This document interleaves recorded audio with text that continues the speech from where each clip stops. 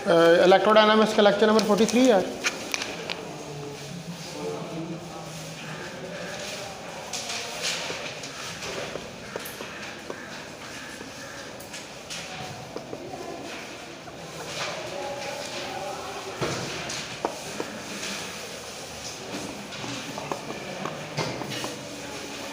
आज मैंने जो है इसका चैप्टर नंबर 3 जो है उसको स्टार्ट करना है।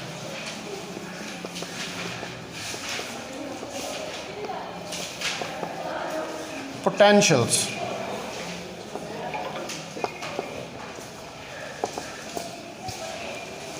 तो पोटेंशियल्स के अंदर हमने बेसिकली जो है वो लेप्लास इक्वेशंस जो हैं उनको स्टडी करना है और उन लेप्लास इक्वेशंस के जो सॉल्यूशंस हैं उनको देखना है 1D में, 2D में, 3D में, कार्टेशियन कोऑर्डिनेट्स के अंदर, स्फेरिकल कोऑर्डिनेट्स के अंदर, सिलेंड्रिकल कोऑर्डिनेट्स के अंदर। फिर उसके बाद हम जो है वो मेथड ऑफ इमेजेस जो है उसको स्टडी करेंगे, उसमें भी पोटेंशियल इन्वॉल्व होते हैं। फिर उसके बाद आप पोटेंशियल को, अभी तो आपने पॉइंट चार्ज की वजह से पोटेंशियल जो है वो कैलकुलेट किया था, V = 1/4πε0 आगे जो है वो आप मल्टीपोल जो एक्सपेंशंस हैं उनकी वजह से भी हम जो पोटेंशियल है उसको कैलकुलेट करके देखेंगे, यानी कि डाईपोल की वजह से, क्वाड्रोपोल की वजह से पोटेंशियल की क्या वैल्यूज़ आती हैं, ये सारी वैल्यूज़ जो है इनको कैलकुलेट करके देखें। तो फर्स्ट ऑफ ऑल जो है वो हमने देखना है पॉइजन लेप्लास इक्वेशंस को।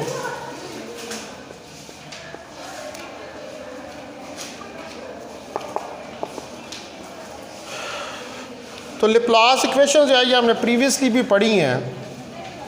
इसका पहले थोड़ा सा इंट्रोडक्शन जो हम देख लेते हैं कि जो बेसिक टास्क है इलेक्ट्रोस्टैटिक का, ठीक है, उसमें इलेक्ट्रोस्टैटिक के बेसिक टास्क में ये आता है कि हमने इलेक्ट्रिक फील्ड जो है उसको फाइंड करना होता है किसी स्टेशनरी चार्ज डिस्ट्रीब्यूशन की वजह से।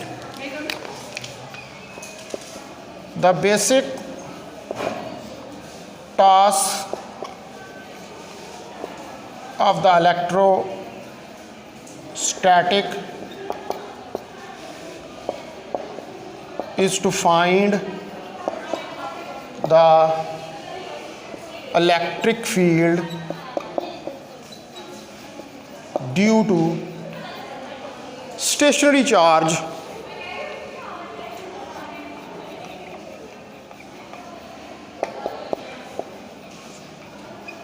distributions।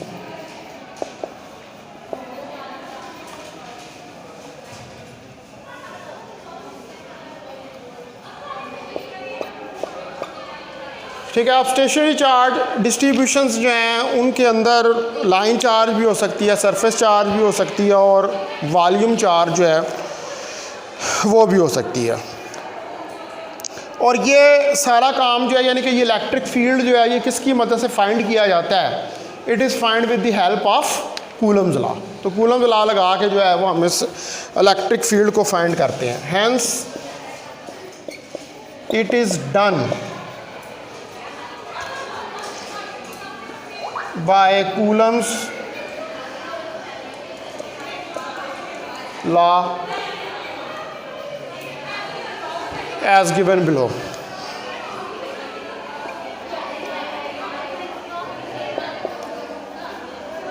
तो ये कूलम्स लॉ आप लगाते हैं और उसकी मदद से चार्ज डिस्ट्रीब्यूशन की वजह से इलेक्ट्रिक फील्ड फाइंड कर लेते हैं।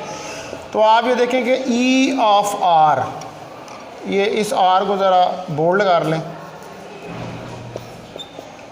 ये जो E ऑफ R है 1/4πε0 R unit vector over R square rho of R prime. इस R प्राइम को भी बोल्ड कर लें और इस R यूनिट वेक्टर को भी।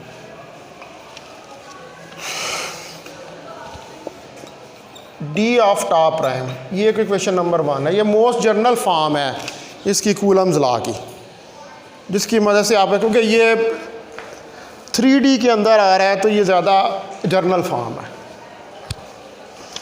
तो ये इक्वेशन लगा के जो है we can calculate the electric field.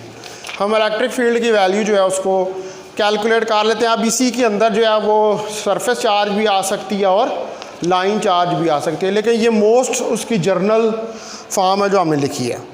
तो अब ये जो इस तरह के इंटीग्रल्स हैं, ऑब्वियसली जब आपने ये इंटीग्रल्स कैलकुलेट करने हैं तो इलेक्ट्रिक फील्ड फाइंड करने के लिए आपको उनके लिए ज्योमेट्रीज जो हैं वो ड्रा करनी पड़ती हैं और इन इंटीग्रल्स को सॉल्व करना पड़ता है।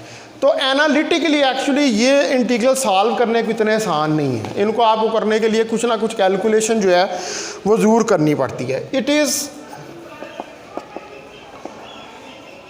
Difficult to calculate this type of integrals. तो इस किस्म के जो इंटीग्रल्स हैं वो कैलकुलेट करना मुश्किल है किसी भी सिंपल चार्ज डिस्ट्रीब्यूशन के लिए। For any simple charge distribution, अब वो कोई भी सिंपल चार्ज क्या हो सकती है, लाइन चार्ज हो सकती है, पॉइंट चार्ज हो सकती है, सरफेस चार्ज हो सकती है, वॉल्यूम चार्ज हो सकती है, कोई भी वो सिंपल डिस्ट्रीब्यूशन हो सकती है। लेकिन फिर भी इन इंटीग्रल्स को सॉल्व करना जो है वो कोई इतना आसान काम नहीं है। Obviously you have to do some calculation, आपको कुछ ना कुछ कैलकुलेशन जो है उसके लिए करनी पड़ती है।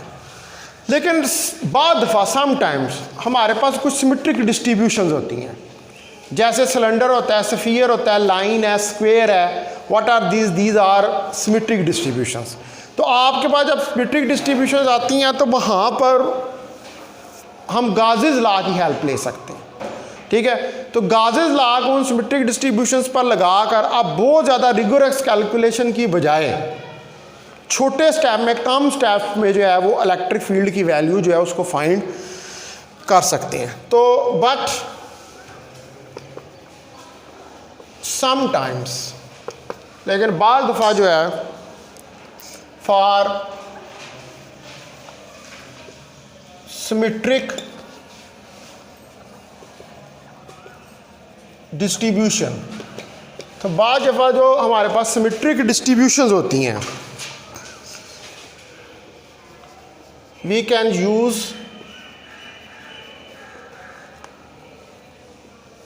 Gauges law. तो उसके लिए जो है वो हम गाजेस लॉ जो है उसको यूज़ करते हैं, ठीक है। लेकिन जो बेस्ट वे है, जो प्रीवियसली भी हमने डिस्कस किया था, वो ये था कि बेस्ट वे ये है कि पहले आप पोटेंशियल को फाइंड करें और फिर उस पोटेंशियल की मदद से इलेक्ट्रिक फील्ड जो है उसको फाइंड करें।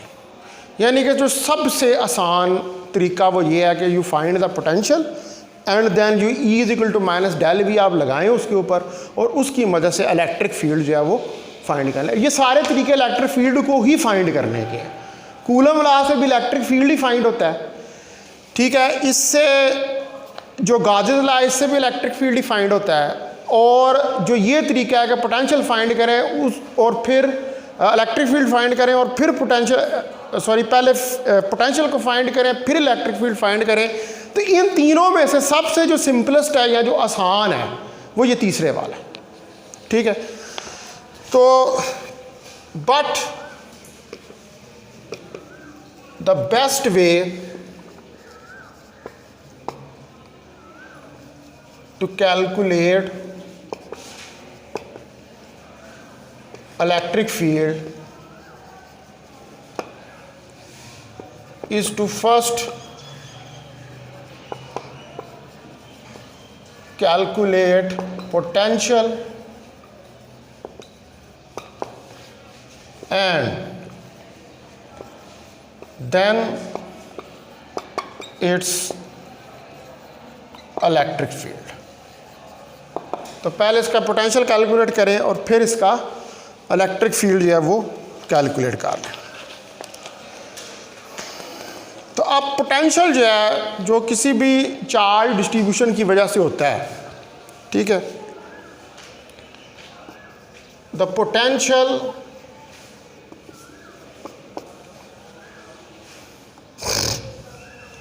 Due to a charge distribution is given by, तो उसको आप राइट डाउन कर सकते हैं कि v ऑफ r, इसको ज़रा बोल्ड कर लें r को, v of r 1/4 pi epsilon naught 1/r rho of r prime, इस r प्राइम को भी बोल्ड कर लें, d of prime, that is equation number 2।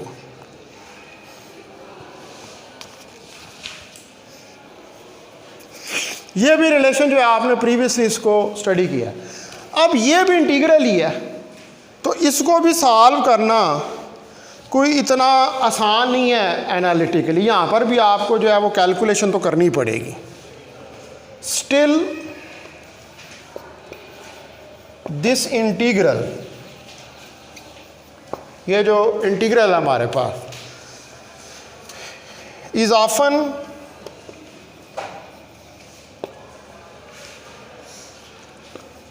To tough to handle, तो इसको भी हैंडल करना बहुत दफ़ा बड़ा मुश्किल हो जाता है एनालिटिकली।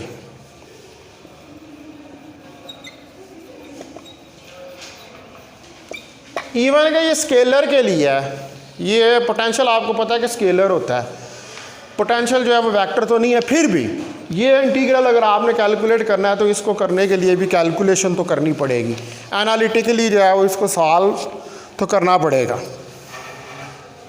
तो more over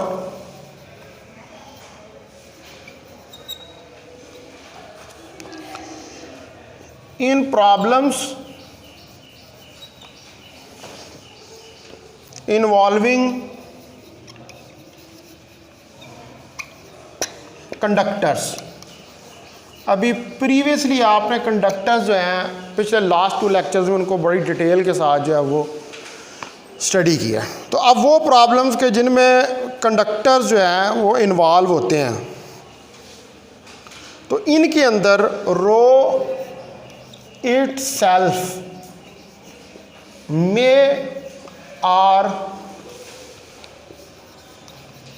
may not be known।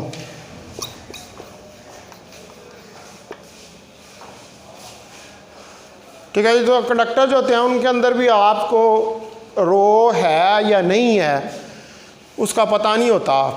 ठीक है, बाद दफ़ा फ्री स्पेस चार्ज होता है जहाँ पर रो ज़ीरो होती है और बाद दफ़ा रो होती है, यानी कि जब रो ज़ीरो होती है तो लैप्लास इक्वेशन होती है, और जब रो मौजूद होती है तो उस वक़्त पॉइज़नियन इक्वेशन होती है या पॉइज़न इक्वेशन होती है। ठीक है, तो इसलिए हमें ये भी सही तरह पता नहीं होता कि रो है या नहीं है इन कंडक्टर्स के लिए। अब चार्ज जो है, since the charge is free to move around, अब चार्ज जो है वो फ्रीली मूव करता है कंडक्टर के अंदर, तो जो चीज़ हम डायरेक्टली कंट्रोल कर सकते हैं वो क्या है, वो टोटल चार्ज, यानी कि चार्ज अब ज़ाहिर पता है कंडक्टर है, कंडक्टर के अंदर चार्जेस मूव कर रहे होंगे। आपको पता है कि कंडक्टर के इनसाइड जो इलेक्ट्रिक फील्ड ज़ीरो होती है, क्यों? क्योंकि जो चार्जेस होते हैं उनकी वजह से जो इंटरनल करंट्स फ्लो होती हैं, टोटल चार्ज इंक्लूज ज़ीरो हो जाता है और इलेक्ट्रिक फील्ड ज़ीरो हो जाता है। तो आप यहाँ पर से ये जो चार्ज फ्रीली मूव अराउंड कर रहे हैं, तो इसमें जो सिर्फ एक चीज़ को हम कंट्रोल कर सकते हैं, द ओनली थिंग, सिर्फ जो चीज़ हम कंट्रोल कर सकते, only thing we can control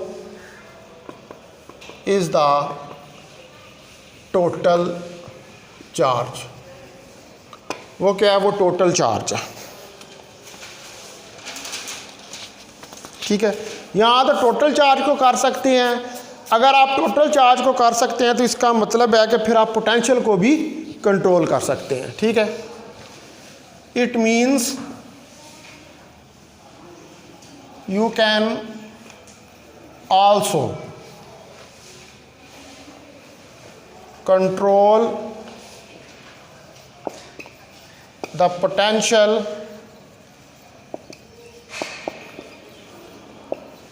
of the conductor। तो इसका मतलब है कि आपके जो पोटेंशियल है कंडक्टर का, अगर चार्ज को कंट्रोल कर सकते हैं तो पोटेंशियल भी जो है वो कंडक्टर का कंट्रोल कर सकते हैं। तो इस तरह के केसेस के अंदर इन डिफरेंशियल फॉर्म, ठीक है, ये जिसके अंदर हमें रो का पता है या रो का नहीं पता, चार्ज को कंट्रोल कर सकते हैं, पोटेंशियल को कंट्रोल कर सकते हैं, तो इसके अंदर डिफरेंशियल फॉर्म के अंदर जो इक्वेशन हम राइट डाउन करते हैं,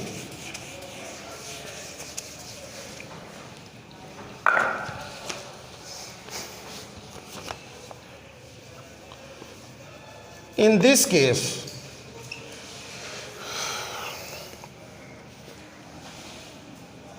बल्कि in such cases, इस तरह के केसेस के अंदर in differential form, जो डिफरेंशियल फॉर्म है यूजिंग पॉइजन इक्वेशन। तो पॉइजन इक्वेशन यानी कि अगर रो पता है, ये जो है ये पॉइजन इक्वेशन आ जाएगी, इसको हम कह देंगे कि दैट इज इक्वेशन नंबर 3। ये आपके पास इक्वेशन नंबर 3 है। अब हम यहाँ पर इंटरेस्टेड हैं पोटेंशियल फाइंड करने के लिए उस रीजन में जहाँ पर रो ज़ीरो है, ठीक है। Now we are interested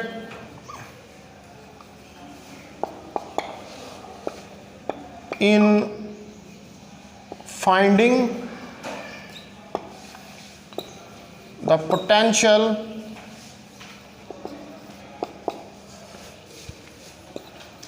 in the region where rho is equal to 0, यानी कि फ्री चार्ज है। रो ज़ीरो का मतलब है कि कोई चार्ज नहीं है वहाँ पर। तो अगर रो ज़ीरो है तो फिर v भी ज़ीरो के बराबर होगा।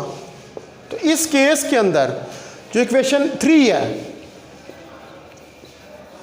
in this case Poisson equation reduces to the Laplace equation। तो इस केस में पॉइजन इक्वेशन जो है वो रिड्यूस हो जाएगी लैप्लास में, क्योंकि यहाँ पर जब आप रखेंगे कि del square V minus 0 over epsilon naught that is equal to 0, तो del square V is equal to 0, that is equation number 4।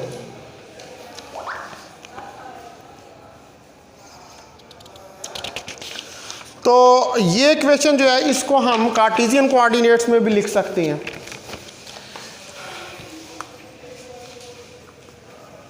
This Laplace equation can be written in Cartesian coordinates। तो इस इक्वेशन को आप Cartesian coordinates में भी लिख सकते हैं। जब कार्टेशियन कोऑर्डिनेट्स में लिखेंगे तो curly V over curly X square plus curly V over curly Y square plus curly V over curly Z square is equal to 0। ठीक है, ये इक्वेशन नंबर 5 जो है ये आपके पास आ जाएगी।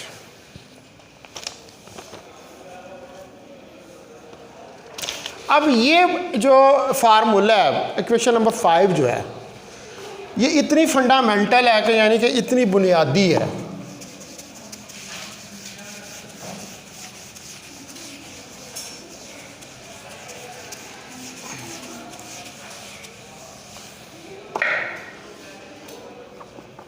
the equation 5 is so fundamental. ये इतनी बुनियादी इक्वेशन है कि that we can say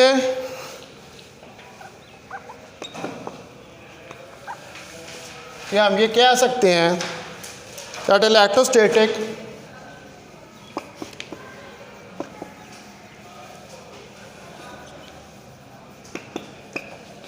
is the study of Laplace equation।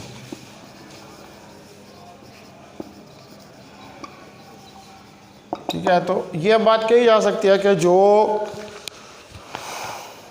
Electrostatic है ये बेसिकली क्या है, ये स्टडी है Laplace इक्वेशन की।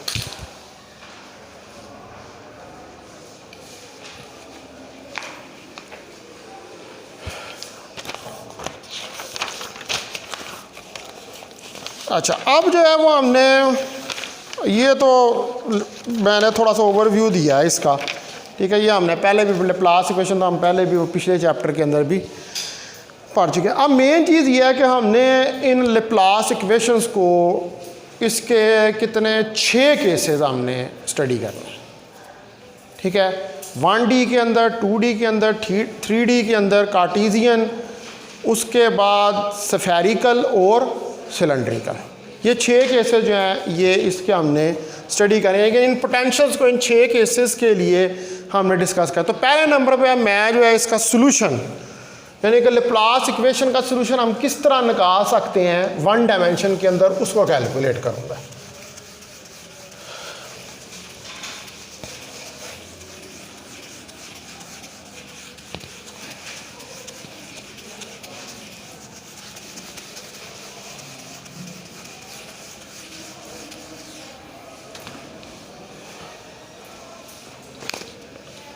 तो पहला केस हम स्टडी करते हैं इसके अंदर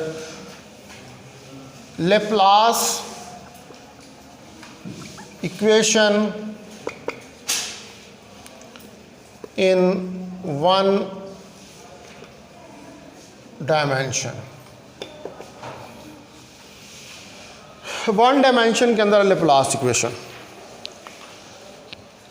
तो कंसीडर करें कि आपके पास 2 पैरेलल कंडक्टर्स हैं। Consider the 2 parallel conductors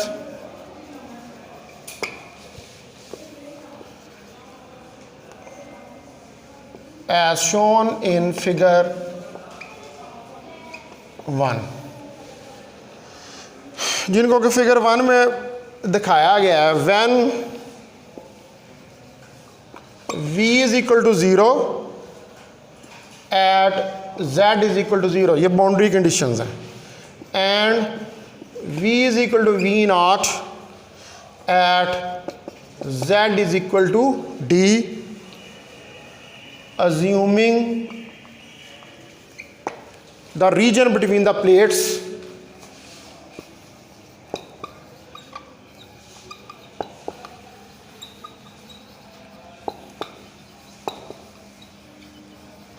ये अज्यूम करें कि जो रीजन है प्लेट्स के दरमियान में इस चार्ज फ्री, वो चार्ज फ्री है, यानी कि वहाँ पर कोई चार्ज डेंसिटी नहीं है।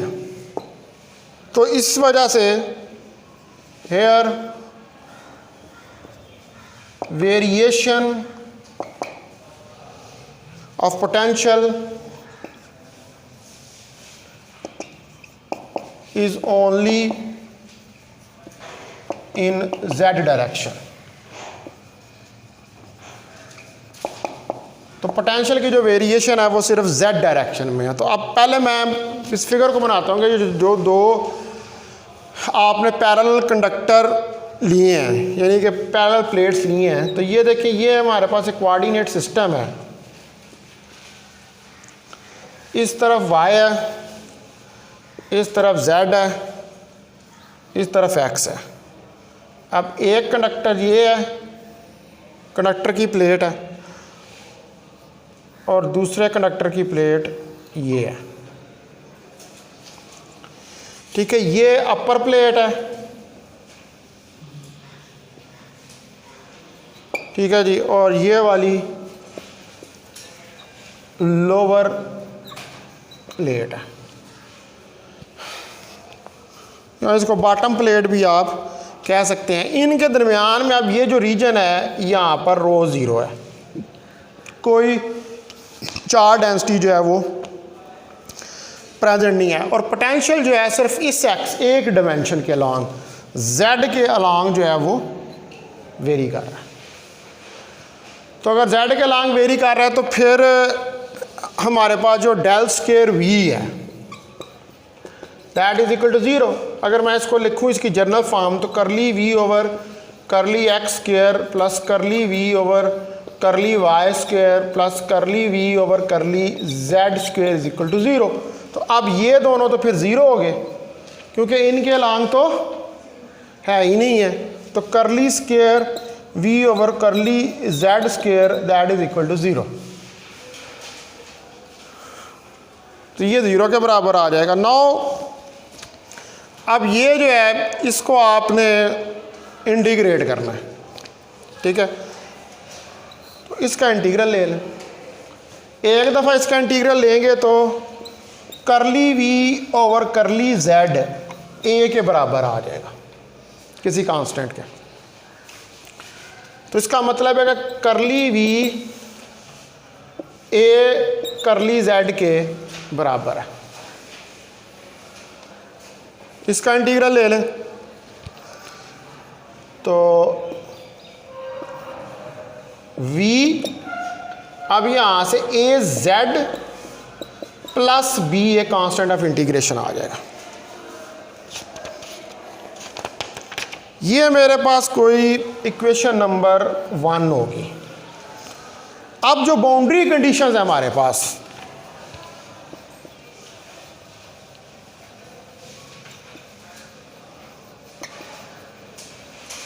उन बाउंड्री कंडीशंस के मुताबिक v ज़ीरो है at z is equal to zero, v is equal to v not है at z is equal to d। ठीक है, d क्या है? वो ये सेपरेशन एंड प्लेट्स के दरमियान है।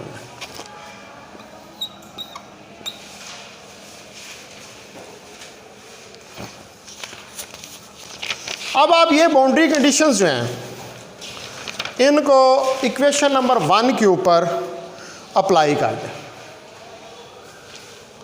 अप्लाई, इसको कह लें 1, इसको कह लें 2। Apply 1 and 2 on equation 1। Equation 1 के ऊपर जो है इनको आप अप्लाई कर दें। तो इक्वेशन 1 के ऊपर इनको अप्लाई करेंगे तो v a z plus B. अब मैं पहली कंडीशन लगाता हूँ, ये v zero z zero, zero a zero plus b, तो b is equal to zero. First boundary condition से ये निकल आएगा। अब सेकंड बाउंड्री कंडीशन अप्लाई करें इसी के ऊपर तो v नॉट के बराबर आ जाएगा a into zero, sorry a into D, ये d है यहाँ पर, और प्लस b। तो अब पहली बाउंड्री कंडीशन से b तो ज़ीरो निकला हुआ है, तो v naught A D plus zero, v naught is equal to A D.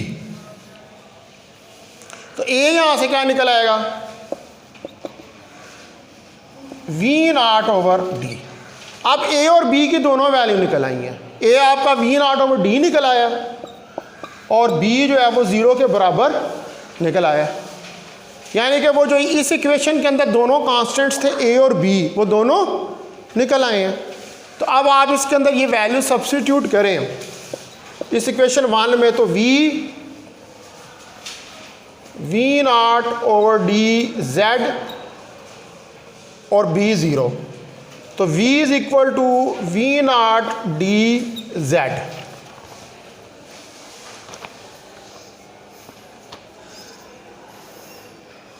तो अब ये जो इक्वेशन जो है ये सेटिस्फाई करती है लेप्लास इक्वेशन को और बाउंड्री कंडीशंस को। ठीक है, इसको आप कह लें ये कोई इक्वेशन नंबर 2 है। This equation satisfy Laplace equation and boundary conditions.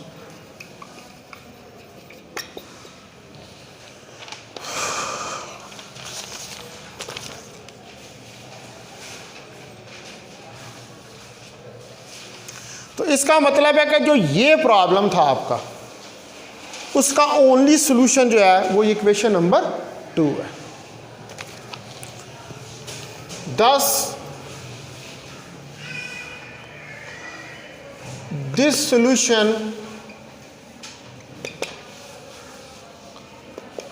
is the only solution of the particular problem। तो ये पर्टिकुलर प्रॉब्लम का ओनली सॉल्यूशन है, यानी कि आपने 1D के अंदर जो है वो लेप्लास इक्वेशन जो है उसको सॉल्व करके देख लिया। अच्छा जी, अब इसके अंदर ये जो सॉल्यूशन हमारे पास निकला है v = v0z/d, ठीक है जी। ये सॉल्यूशन जो है इसके कुछ फीचर्स हैं। अब हमने वो फीचर्स जो हैं उनको ज़रा डिस्कस करके देखना है। 1D के अंदर हमने सॉल्व करके देख ली है, लेप्लास v की वैल्यू निकाल ली है।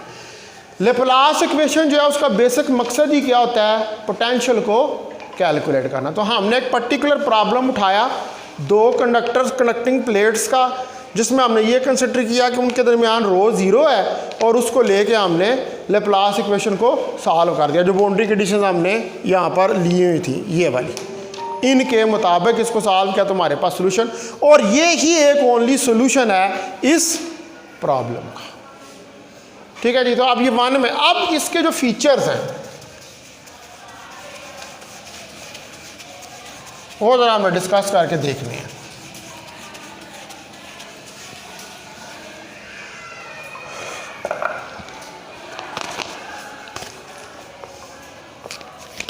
तो there are 2 features of this result। तो ये जो रिजल्ट है इसके हमारे पास 2 फीचर्स हैं। Number 1, v of x is the average of v of x, ठीक है। यहाँ पर आप इसको x की बजाय हमने z लिया हुआ था तो v of z कर,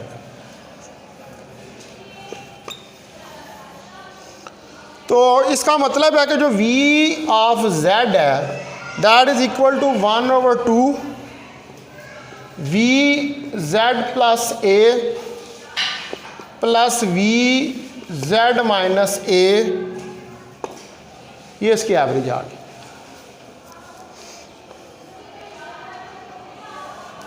तो ये हमें क्या बता रहा है, it tells us about point z, ठीक है। ये पॉइंट z के बारे में हमें इंफॉर्मेशन दे रहा है, to sign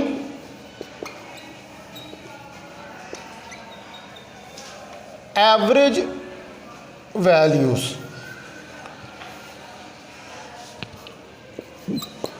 to the left and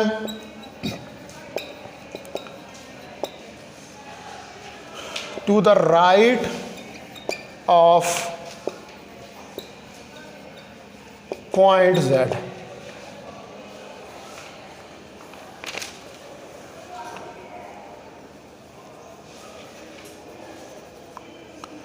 तो लेफ्ट के लिए आप इसको कर लें डाउन और राइट के लिए इसको कर लें अप, ठीक है। तो अप और डाउन, क्योंकि जेड जो है वो वर्टिकल के लॉन्ग आपने लिया हुआ, तो उसके अप एंड डाउन जो है वो आपने एवरेज वैल्यू निकालनी है। अब ये जो सॉल्यूशन है लेप्लास इक्वेशंस के, ये सिर्फ फिट होते हैं एंड पॉइंट्स के ऊपर, ठीक है। These solutions of Laplace equations only fit for and points. मतलब कहने का ये है कि लेफ्ट के ऊपर या राइट के ऊपर, ठीक है। यानी कि अगर आप एक्स एक्सिस की बात करें तो ये राइट ये लेफ्ट, तो ये भी कंडक्टर के क्या हैं एंड के पॉइंट्स। और अगर यूं जेड के लॉन्ग ले लें तो ये भी अप एंड डाउन जो है कंडक्टर के क्या हैं एंड के पॉइंट्स हैं। तो इन एंड के पॉइंट्स के लिए ये सॉल्यूशंस जो हैं लेप्लास इक्वेशंस के वो फिट करते हैं। अब आप अगर इनको अंदर लेके जाएंगे, ठीक है, यानी कि आप कंडक्टर के अंदर चले जाएं और कंडक्टर के अंदर कोई पॉइंट्स ले लें, तो वो जो कंडक्टर के अंदर पॉइंट्स हैं उनके अंदर ये फिट जो है वो नहीं आते। ये सिर्फ अब अभी इस चीज़ को हम मज़ीद एक्सप्लेन करते हैं, जिससे अगला कंक्लूजन आएगा इसका, उसके अंदर मज़ीद समझ आएगी कि इसका क्या मतलब है। अभी यहाँ तक रफली हमें ये पता चला कि ये सॉल्यूशन जो हैं वो सिर्फ एंड यानी कि जो आखिर के पॉइंट्स हैं कंडक्टर के, वहाँ पर ये सॉल्यूशंस फिट होते हैं। अब उसकी वजह ये है कि जो एक्सट्रीमा और मिनिमम होता है, ये आपने चीज़ जो है इसका नाम पहले सुना हुआ है, एक्सट्रीम वैल्यू, ठीक है, और मिनिमम वैल्यू, मैक्सिमा या मिनिमम, मैक्सिमम वैल्यू या मिनिमम वैल्यू। तो इसका जो दूसरा है द लेप्लास इक्वेशन, जो आपके पास लेप्लास इक्वेशन है, has no local maxima and minima. कोई इसमें मैक्सिमा या मिनिमा नहीं है, ठीक है, क्योंकि ये मैक्सिमा और मिनिमा तो तब होता कि जब ये सारे पॉइंट्स के ऊपर फिट होती, तो ये तो सारे पॉइंट्स के ऊपर फिट ही नहीं होती है, ये तो सिर्फ जाके कहाँ पर होती है एंड पॉइंट्स के ऊपर जो है वहाँ पर फिट होती है। तो जो एक्सट्रीम वैल्यूज़ हैं, extreme values of V must अकर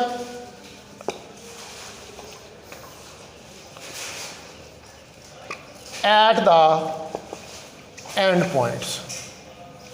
तो अब जो एक्सट्रीम वैल्यूज़ हैं वो तो आपको मिल ही सिर्फ एंड पॉइंट्स पे रही है, उसके अलावा तो और कोई वैल्यू आपको दूसरे पॉइंट्स के ऊपर मिल ही नहीं रही है। तो इसलिए यहाँ पर आपके पास ना तो कोई मैक्सिमम का पॉइंट है और ना ही कोई मिनिमम का पॉइंट है। वैसे भी डेल स्क्वायर V 0 के बराबर हो गया, तो इसका मतलब है कि वहाँ पर पोटेंशियल तो क्या है, कांस्टेंट है।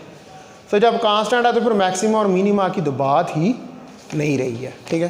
तो मैक्सिमम और मिनिमा की तो बात तब होती ना कि जब पोटेंशियल के अंदर कहीं पर वेरिएशन आ रही होती। तो एक्चुअली दिस इज ए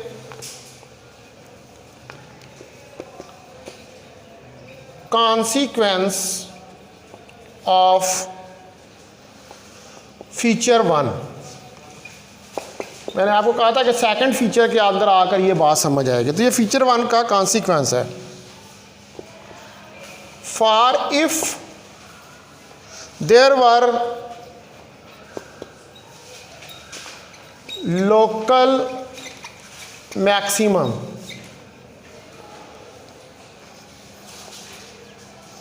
तो V would be greater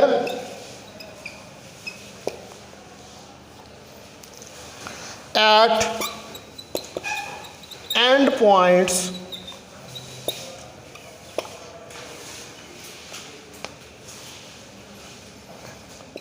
than on either side.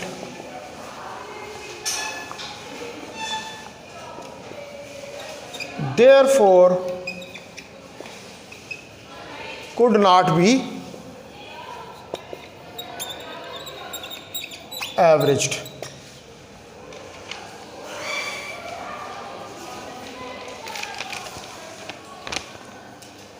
तो पहली बात तो यह है कि यहाँ पर तो कोई मैक्सिमा और मिनिमा है ही नहीं है, ठीक है, क्योंकि पोटेंशियल तो वैसे ही कांस्टेंट है, और अगर आपने एक्सट्रीम वैल्यूज़ देखनी भी हैं तो वो एंड पॉइंट्स के ऊपर ही आपको जाना पड़ेगा, वहाँ पर जाकर आप एक्सट्रीम वैल्यूज़, तो ये वही जो हमने कहा कि ये एंड पॉइंट्स के ऊपर सोल्यूशन फिट होता है।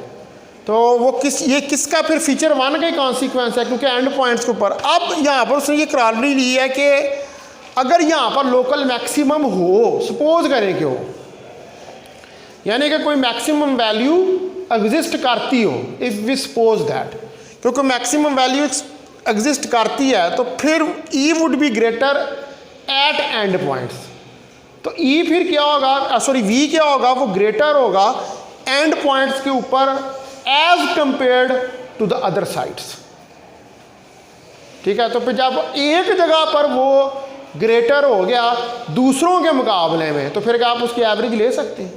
फिर तो आप उसकी एवरेज नहीं ले सकते। अब तो वैल्यू ही उसकी जो है वो चेंज हो गई है, यानी कि वो मैक्सिमम वैल्यू दे रहा है, तो फिर जो है आप उसको एवरेज नहीं कर सकते। एवरेज तो आप उस वक्त ही कर सकते हैं कि जब आपके पास कोई लोकल मैक्सिमम या मिनिमम ना हो, ठीक है जी। तो ये 1 डायमेंशन के अंदर जो है वो लैप्लास इक्वेशन थी, उसके कुछ कॉन्सिक्वेंसेस है। Now I will move ahead to Laplace equation in 2 dimensions. अब जो है वो मैं आगे जो मूव करूँगा लैप्लास इक्वेशन जो है 2 डायमेंशंस के अंदर, और 2 डायमेंशंस के अंदर जो है वो हम लैप्लास इक्वेशन जो है उसको सॉल्व करके देखेंगे।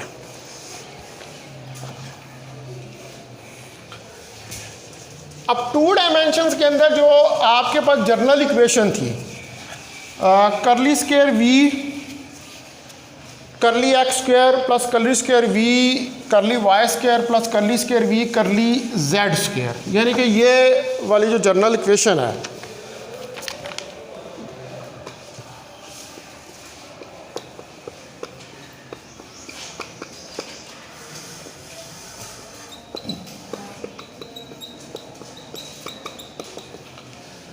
यही हमारे पास जनरल इक्वेशन है। तो इसमें से अब फिर आप एक को उड़ा देंगे, जब आप एक को उड़ा देंगे तो आपके पास ये इक्वेशन रह जाएगी।